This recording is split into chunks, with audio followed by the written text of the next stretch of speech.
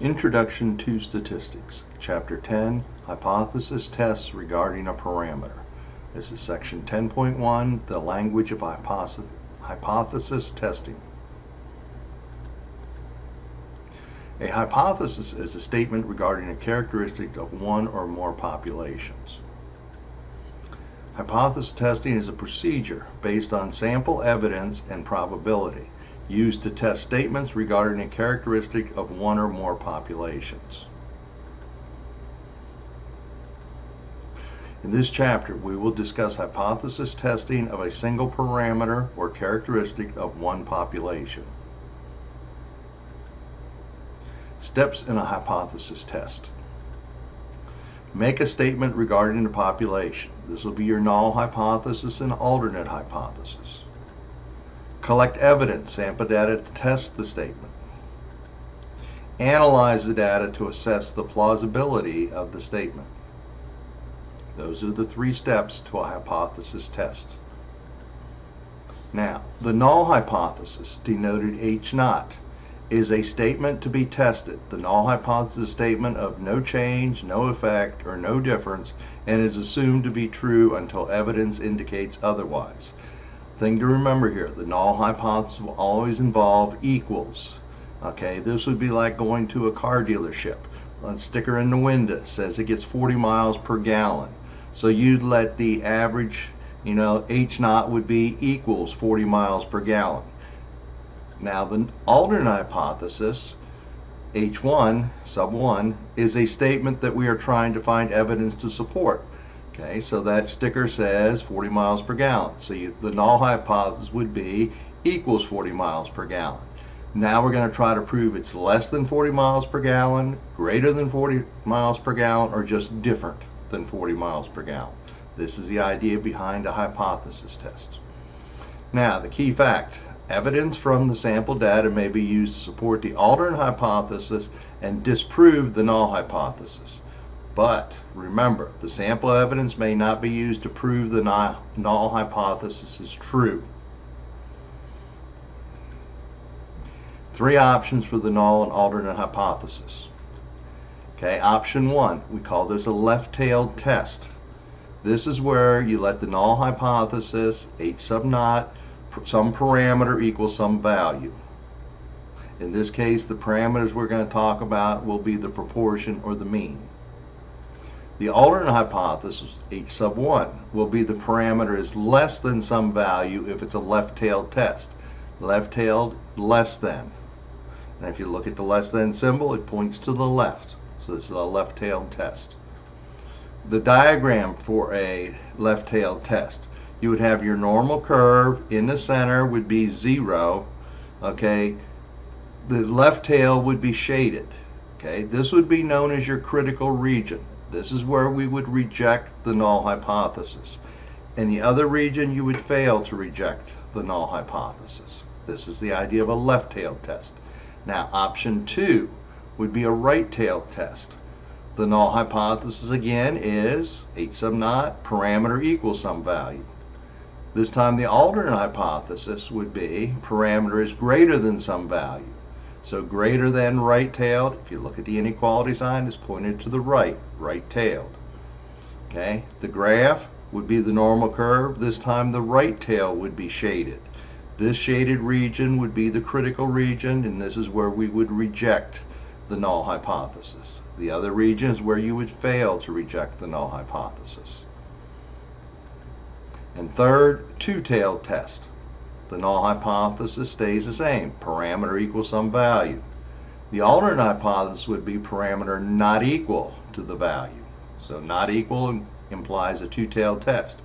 This time the normal curve would have both ends shaded. Okay, the left end and the right end shaded, they would both be critical regions. And in those regions you would reject H0. In between, you would fail to reject H0. Now, 4 outcomes from hypothesis testing. Okay, we could reject the null hypothesis when the alternate hypothesis is true. Okay, this decision would be a correct decision. Okay, we're going to reject the null when the alternate is true. We're going to fail to reject the null hypothesis when the null hypothesis is true. This decision would be correct. Okay. Now, if we go back to the 40 miles per hour, 40 miles per gallon, let's say. Okay, for number 1 there. Okay, so you would have the mean is equal to 40 miles per gallon. Let's say we were trying to prove that it's less than 40 miles per gallon. Okay, so let's say our evidence showed that we reject. That means it's not 40 miles per gallon, and it would be less than, because we showed the alternate to be true. Now, and in that case, the null would be false. Let's say it does get 40 miles per hour, so we fail to reject, and then the null hypothesis is true. So we're accurate. We got the right information. Okay. Third, reject the null hypothesis when the null hypothesis is true. So we reject it when it is actually true. This is called a type 1 error. Fail to reject the null hypothesis when the alternate hypothesis is true. This decision would be incorrect. This is called a type 2 error. Now, the diagram that's given in your book, okay? On the left side, you have your conclusion. On the top, you have your reality, what's real in reality. So, if you fail to reject H naught, you fail to reject H naught, and H naught is true in reality, you made a correct decision, okay? If you fail to reject H naught, and H1 is true, your alternate is true, then you made a type 2 error, okay? If your conclusion is you reject H naught, and H naught is actually true, then you made a type 1 error. If you reject H naught, and in reality the alternate is true, H1 is true, then you made a correct conclusion. So there's 4 outcomes, 2 are correct conclusions and 2 are errors. And in this section, they're going to ask you to determine whether you have a type 1 error or a type 2 error. That's going to be the hard part of this section. Now, some examples.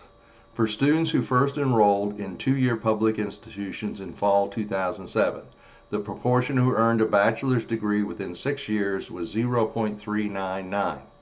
The president of Juliet Junior College believes that the proportion of students who enroll in her institution have a higher completion rate.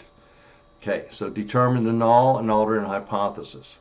So in this case, the null hypothesis would be we let the proportion equal 0.399.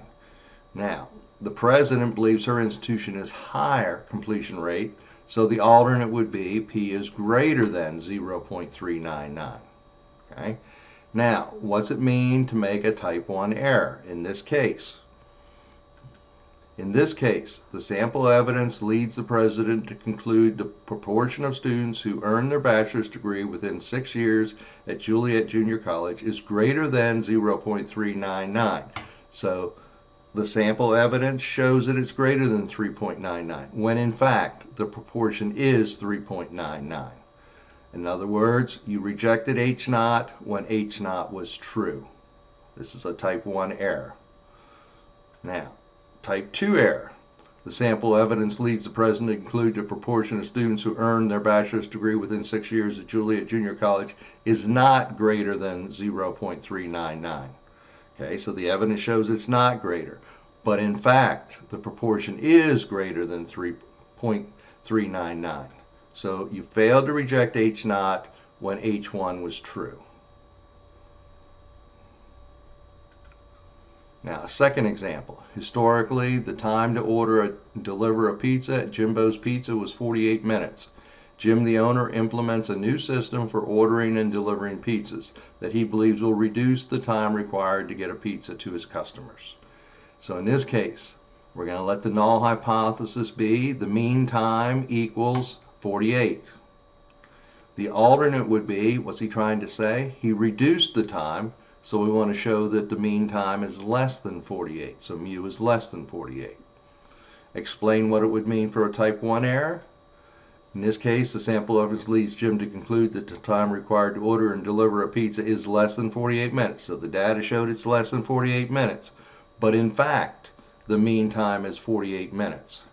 So you rejected H naught when H naught was actually true. This is a type 1 error.